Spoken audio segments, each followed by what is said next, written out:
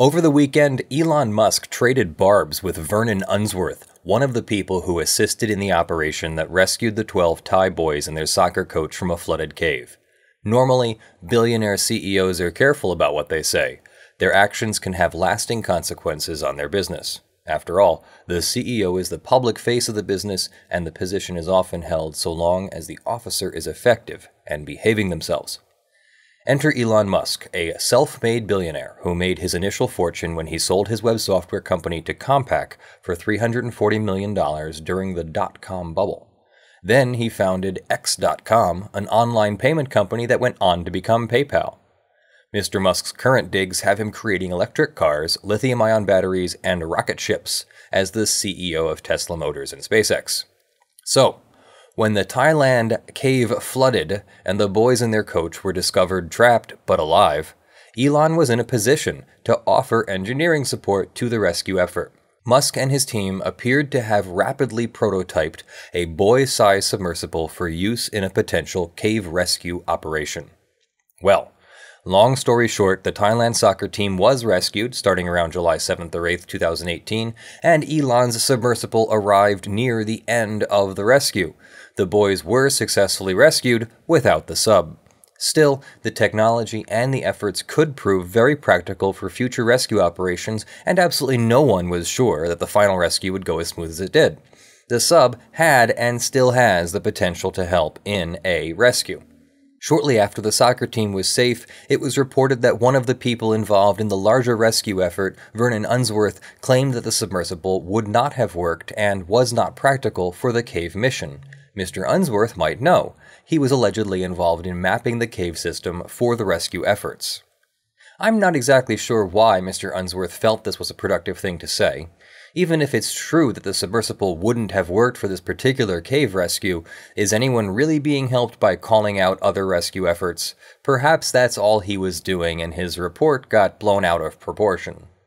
Except that Mr. Unsworth did follow his statement up by saying that Mr. Musk can stick his submersible where it hurts. Now, I'm not sure which statement caused Elon's reaction more, the questioning of his engineering or the petty ad hominem insult. But the CEO of everyone's favorite electric car company and sender of many rocket ships then tweeted that he would take a video of the submersible navigating the caves to prove that the engineering was sound. He finished the tweet with, "Sorry, pedo guy, you really did ask for it," followed by another tweet, "Bet ya a signed dollar it's true." The internet blew up at the apparent uncouthness of this exchange. Tesla's stock dropped by about 3% Monday. You Maker Mooper Master compiled a list of images of Elon Musk being an utter asshole, and Mr. Unsworth pledged that he would pursue legal action upon returning home.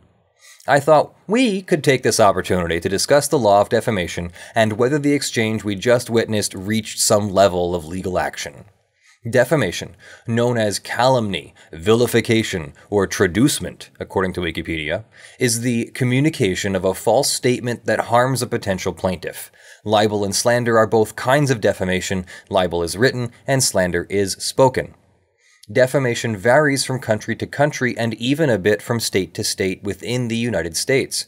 Common defenses include that the statement was actually true, that the statement was opinion, or that the statement is allowed even if it is otherwise defamatory, such as statements regarding certain public figures.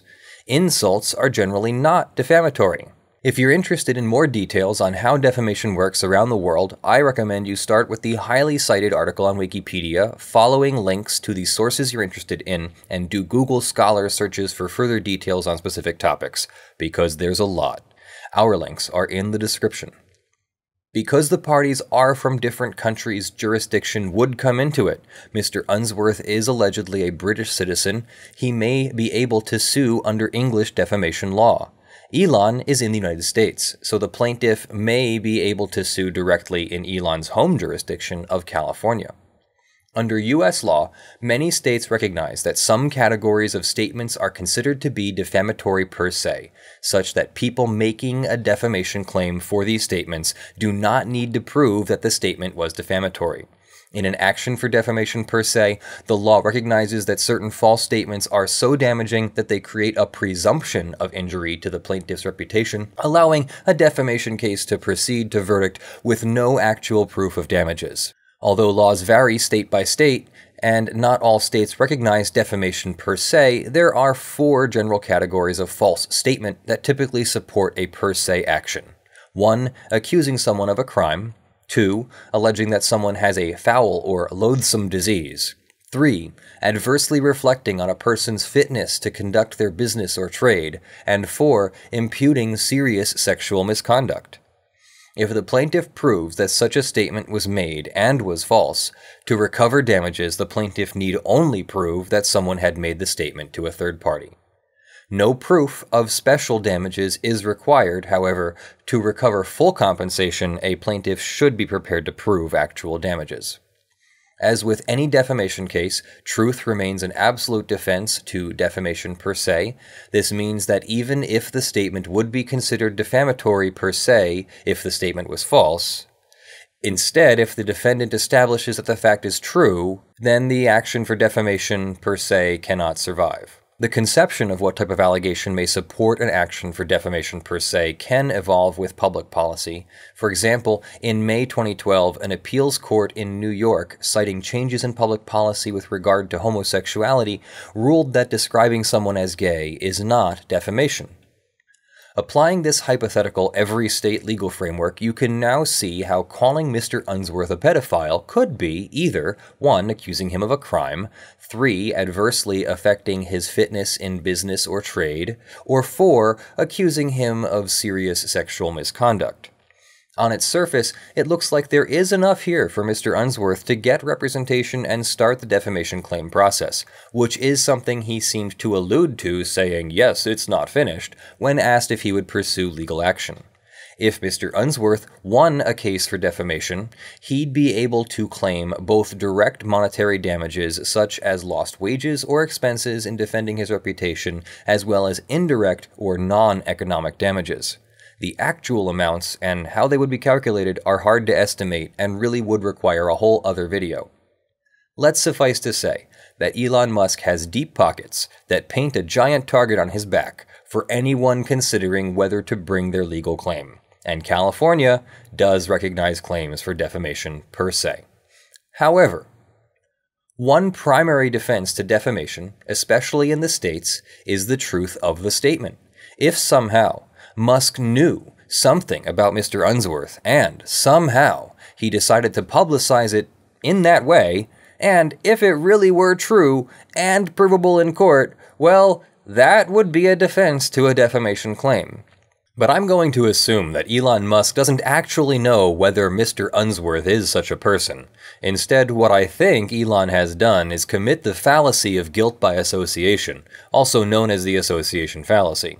Musk has seemingly claimed that, since Unsworth is a Brit expat in Thailand, he must be there for the prostitutes, and since many prostitutes in Thailand are underage, that such a person would be in Thailand to take advantage of said situation. Now, listen up. Musk is not wrong about the prostitution problem in Thailand. Even though prostitution is illegal in Thailand, it is still a $6.4 billion industry representing over 1% of the country's GDP. The US-based research institute Protection Project puts the number of children involved in prostitution living in Thailand from 12,000 into the hundreds of thousands. The government, university researchers, and NGOs estimated that there are as many as 30,000 to 40,000 prostitutes under 18 years of age, not including foreign migrants. Thailand's Health System Research Institute estimates that children in prostitution make up 40% of prostitutes in Thailand. But this is a country of 68 million people, of beautiful mountains, oceans, history, and culture. To assume that Mr. Unsworth is there to take advantage of underage people is untenable. While we should not deny that such a problem exists, it cannot be said that anyone who visits there must have such motives. Such unsubstantiated allegations only serve to distract from all of the hard work invested by each and every one of the people involved in the rescue. Instead, a conversation is lost. The conversation about the amazing coming together, the divers who risked their lives, the team who mapped the cave, the team that installed the pumps, everyone who supported them while we watched, nails bitten and breath held, tears wept as we helplessly hoped for the safe return of the boys and their coach. And it distracts from the sacrifice of Saman Gunan, who died saving them. His family and friends celebrate the return of the boys a bit differently, don't you think? And it undermines the efforts of the team of engineers and fabricators at Tesla and SpaceX, whose hearts and skills came together with a real and tangible tool that really could save lives when the time comes. These are the stories we need in humanity. The triumph over nature, over cowardly men, over the very improbability of our existence. Yet we are here. And to keep forgetting that over and over and over erases the collective hard work necessary to overcome. Reducing ourselves to insults simply invokes the same old, worn-out, tired feet, broken down, old-school human faults that keep undoing us. I challenge you, everyone, my humble audience, me included. When you are faced with a mere disagreement, and perhaps even a disagreement that may not seem so mere, try to catch yourself in that reaction moment and refocus on the thing that advances your overall message or cause or truth. A disagreement is an opportunity for growth and further understanding, for the finding of common ground, and for coming together as a whole that is greater than the sum of its parts.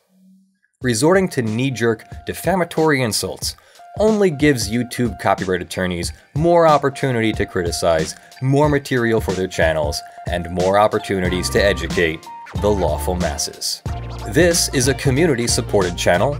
Join us at patreon.com/ljfrench. Many thanks to our July supporters. Thank you very much to Kareem Harper for supporting in July at the $500 level.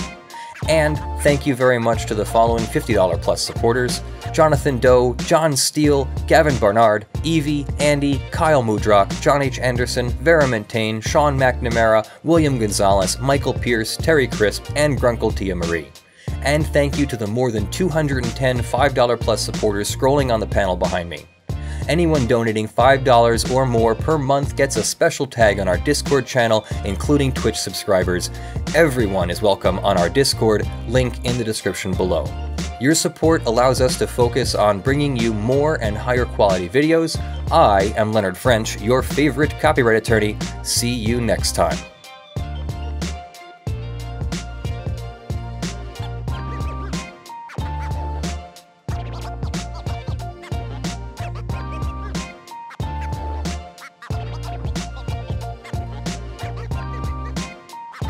Oh, and as a student of engineering, I find it particularly offensive that he would consider sending a dive team into the flooded caves just to prove this point. While I assume he would implement further safety precautions, a man did just die in those caves.